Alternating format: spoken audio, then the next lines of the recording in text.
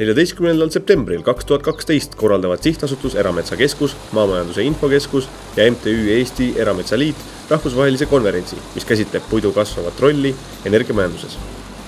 Konverents analüüsib, kuivõrd tasuv on puitu energia tootmiseks kasutada, millist kasu saab energiapuidust kohalik kogukond ning millised on erametsa omaniku võimalused puidust energia tootmisel. Lisaks ettekannetele Eesti arengutest toovad külalisesinejad värsket infot Euroopa uusimatest praktikatest. Konverentsil on oodatud erametsa omanikud, metsaühistute esindajad ja metsanduse konsulendid. Osalemine on tasuta. Konverentsil sünkroontõlge inglise keelest eesti keelde ja vastupidi. Lisainformatsioon Evelyn Huul.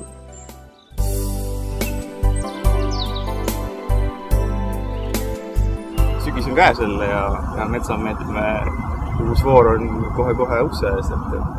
Millised on need olulisemad muudatused, mis võrreldes eelmise aasta?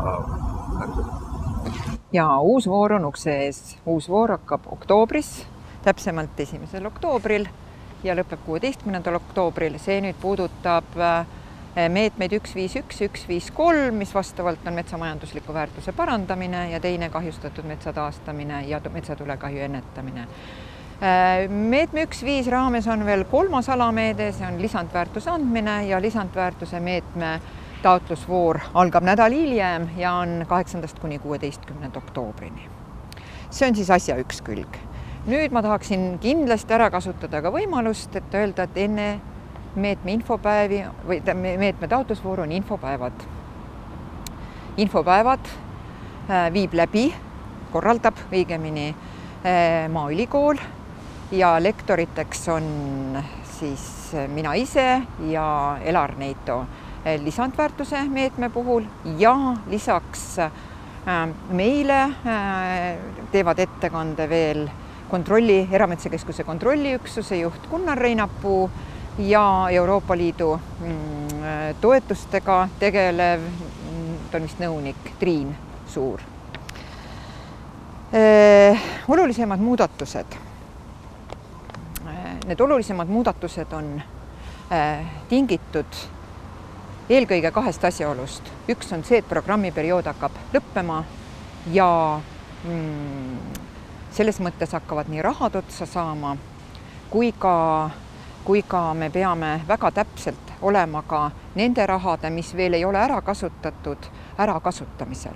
See tähendab seda, et kõik toetuse saajad peaksid arvestama sellega, et investeeringud peavad olema lõpetatud hiljemalt 31. detsembriks 2014.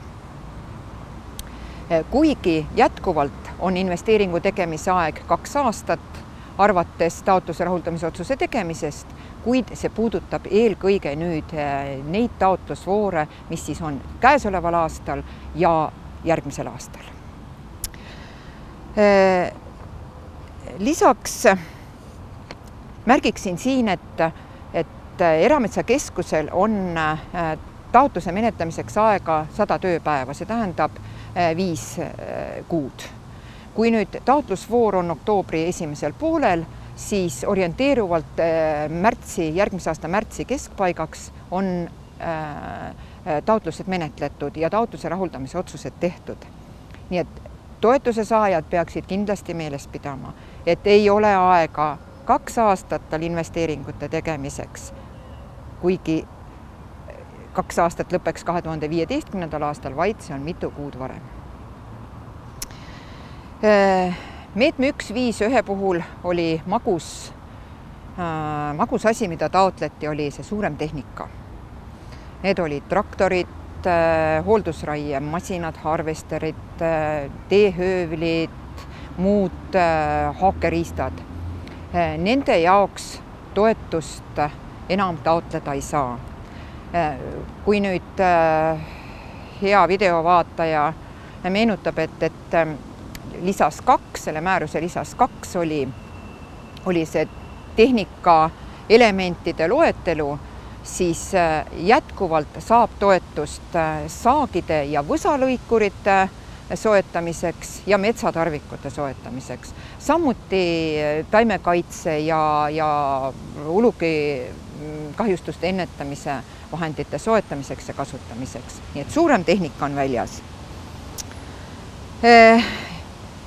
Veel oluline, mis on 151 puhul, on see, et selle aasta taotlusvoorust alates tuleb investeeringud teha 2 osas, mitte 4 osas, nii nagu see oli seni kehtivates määrustes.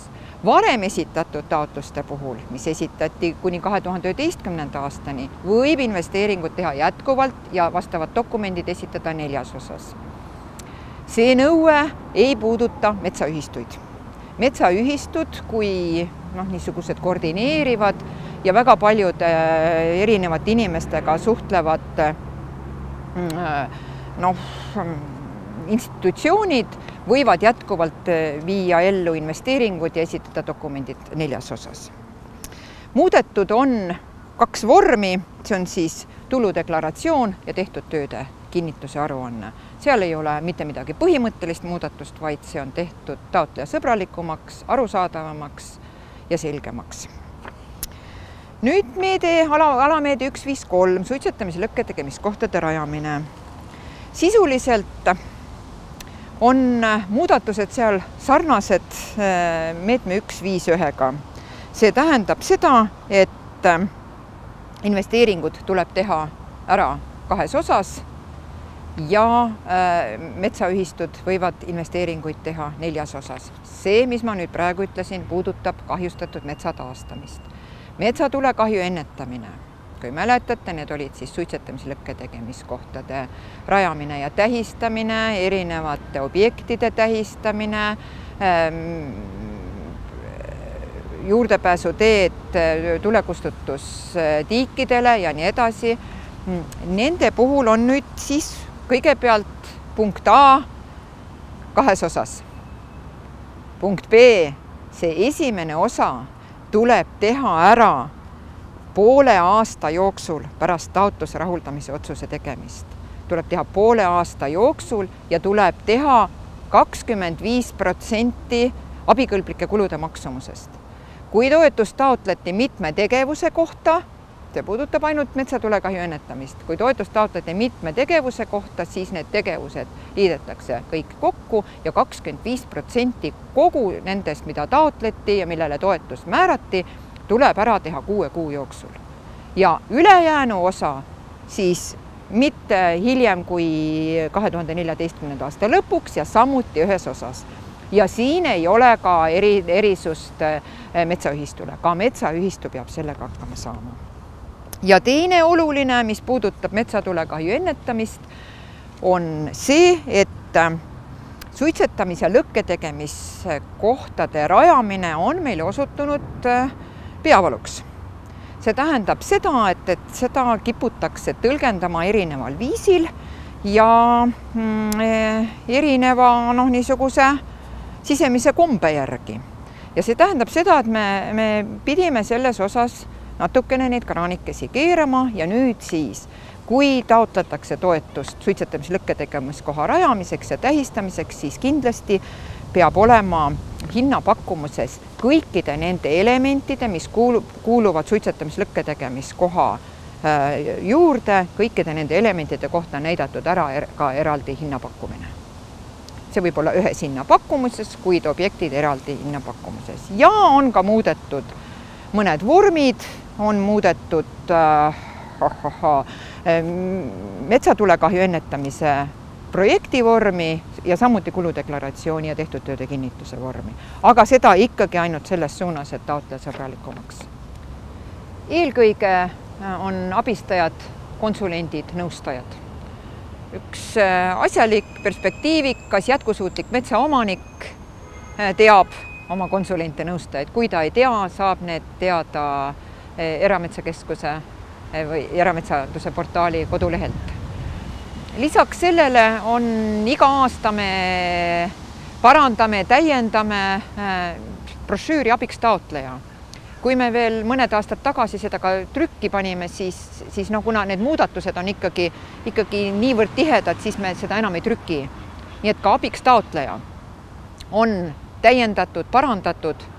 Abiks taotleja on minu arvates erametsaomanikku ja ütleme toetuse taotlejat kõige paremini abistav materjal. Ja kolmas on need infopäevad, mis siis toimuvad 10. septembril Otepää Raekojas, 11. septembril Jäneda lossis ja 17. septembril Pärnu maavalitsuse saalis. 3 kohas, tulge ja meil on ka päevaplaan niimoodi sättida, et me anname ka aja, kus me istume 3 oma nurkades või 4 oma nurkades ja meile saab esitada ka isiklikke küsimusi, probleeme tõstatada, ettepanekuid teha, et me et inimesed saaksid infot ka seal. Selleks infopäev on. Pirukat ja kohvi saab ka.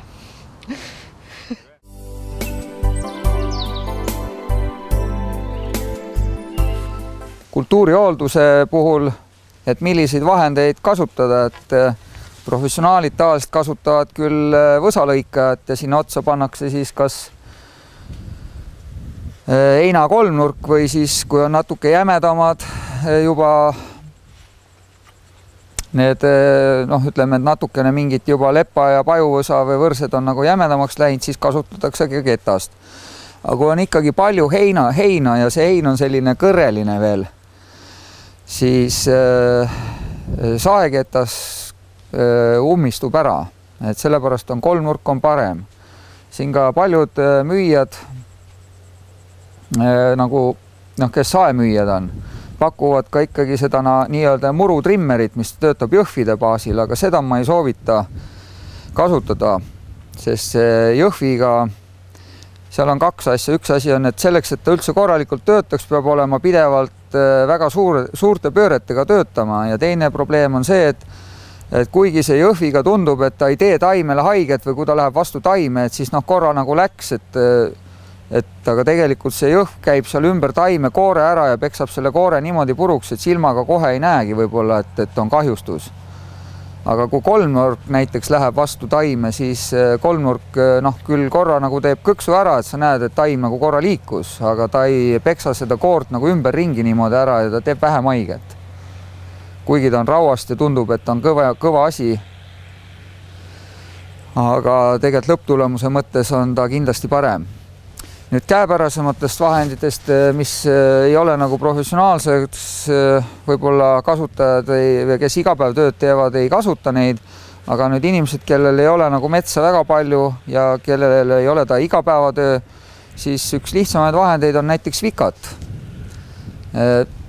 See siin praegu on üks tegelikult heina niitmiseks mõeldud vikat, aga neid on saada poes niimoodi, et tuleb vaadata, et see vikat ei oleks väga pikk, et ta oleks lühike.